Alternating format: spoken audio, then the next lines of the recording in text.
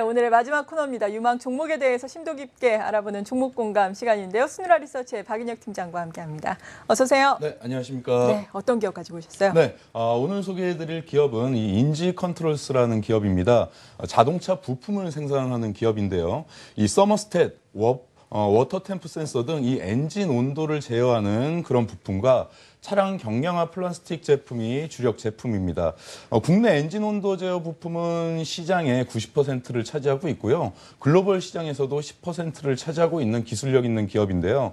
주요 고객사는 현대 기아차, 현대 모비스, 만도 등의 글로벌 완성차 및 부품업체로 이렇게 되어 있습니다. 2000년 이후에 꾸준히 배당을 해온 배당주이기도 하고요. 순자산이 1,900억 원에 달하는 자산주임에 반해서 현재 시가총액은 약 700억 원 수준에 머무르고 있기 때문에 저평가 구간이다라고 보실 수 있고 PBR은 이에 약 한 0.4배밖에 되지 않는 그런 기업입니다. 네, 자산주라는 매력도 있고 또 저평가가 돼 있다라고 말씀해 주셨는데 이 밖에도 또 모멘텀이 있어야 주가가 또 오르겠죠. 아무래도 완성차 업체의 현황이 상당히 중요할 것 같은데 현대기아차가 또 연비에 신경을 쓰겠다라고 발표를 했잖아요. 이 같은 소식이 호재성 소식이 되겠죠? 네. 맞습니다. 현대 기아차가 바로 이 연비 전쟁을 선포했죠. 네. 2020년까지 평균 연비를 25% 향상시킨다라는 것을 핵심으로 한 2020 연비 향상 로드맵을 발표했습니다. 이 갈수록 치열해지는 글로벌 연비 경쟁에서 확실한 우위를 차지해 보겠다라는 포부를 밝힌 건데요. 연비 경쟁에서 핵심은 이 차세대 엔진과 차량 경량화입니다. 기름을 덜 먹는 엔진을 개발하는 것 중요하겠고 또 차량의 무게를 가볍게 하면 당연히 연비가 줄어들 수 있겠죠. 그렇죠. 이 부분이 바로 핵심인데요. 인지 컨트롤스는 이 차량 경량화의 핵심인 엔진과 그리고 차량 경량화 부품이 주력 제품인 그런 기업입니다. 국내 시장의 90% 점유율 그리고 글로벌 시장의 10% 점유율을 차지하고 있다라고 말씀드렸는데 이 엔진 온도 제어 부품 중에 서머스탯이라는 부품이 있습니다. 100도씨 이상에서 작동을 하고요. 엔진의 최적의 온도를 유지시켜주면서 연비를 향상시키고 거기에 배기가스까지 감소시켜주는 그런 부품인데요. 이미 현대 기아차와 관련 부품사를 고객사로 이미 확보하고 있고요. 이에 따라서 인지 컨트롤스의 수혜가 기대되는 것이 여기 있는데요. 뭐 이뿐만 아니라 또 차량 경량화 또 살펴볼 수 있겠죠. 네. 상식적으로 생각해도 무거운 메탈 소재보다는 이 가벼운 플라스틱 제품으로 대체할 수 있는 건 대체하면 더 가벼워지면 연비가 좋아지겠다라는 것은 알 수 있겠는데요. 주로 뭐 상하향 등이라든가 이런 헤드램프, 차량 통풍 시트, 허리 받침대 등 전방위적인 플라스틱 부품을 하고 있습니다. 그동안 이 원재료 가격의 변동 때문에 영향이 크게 있었습니다. 따라서 지난해에는 실적이 좀 악화되는 것을 겪었는데요. 최근에는 이 원재료 비율을 낮추고요. 또 수율 개선을 통해서 엔진 부품보다 오히려 높은 영업이익률을 보일 것으로 또 예상이 되고 있습니다. 특히 이 부분은 수입에 대부분 의존하던 분야였기 때문에 국산화하는 과정입니다. 따라서 시장 점유율을 얼마든지 넓힐 수 있다는 거고요. 현재 이미 약 시장 점유율, 국내 시장 점유율 40%를 차지하고 있는데 뭐 앞으로 훨씬 더 업사이드가 큰 부분이라고 할 수 있겠고요. 따라서 이 현대 기아차 연비 전쟁에서 좀 가장 큰 수혜를 입을 수 있는 기업 중 하나가 아닐까라고 기대가 됩니다. 네.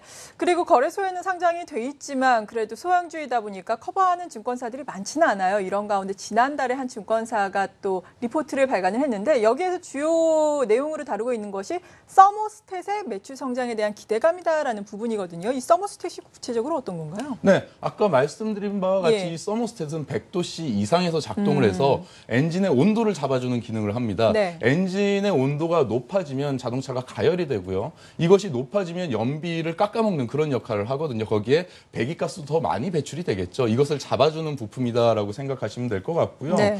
또 이 연비도 연비지만 최근에 이 환경에 대한 규제가 크게 강화되는 추세잖아요.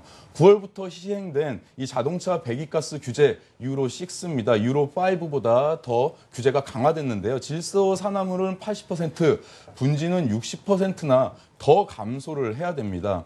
말씀드린 바와 같이 이 서머스탯이 이 연비 현상뿐만 아니라 배기가스에도 큰 영향을 주기 때문에요.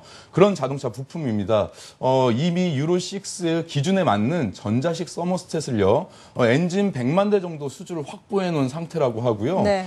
뿐만 아니라 내년에는 뭐 누 엔진, 감마 엔진, 뭐 엔진의 종류라고 합니다만 연달아 수주를 할 계획을 가지고 있습니다. 따라서 성장에 좀 기반을 마련했다라고 보셔도 될 것 같고요. 또한 지난해 또 굉장히 실적이 악화된 이유 중 하나가 중국의 자회사 때문이었습니다. LED 부품을 생산하면서 LED 업황 지난해 별로 안 좋아서 뭐 삐그덕거렸었잖아요.